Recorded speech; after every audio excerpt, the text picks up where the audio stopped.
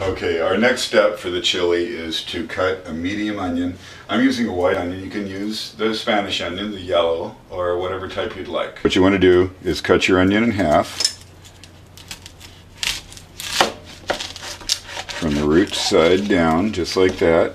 And then what you want to do is keep the root intact, because it's going to make it easier for you to dice the onion. So go ahead and cut off the other end, like so.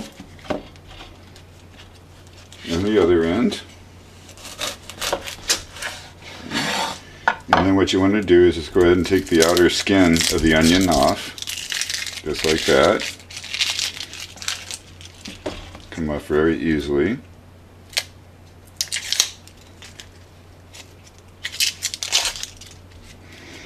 And then to make a nice medium dice, I just like to go down the side of the onion just like that.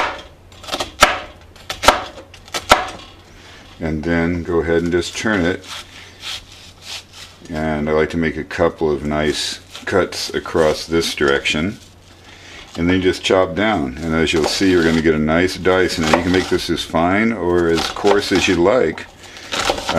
For this is about the size I like.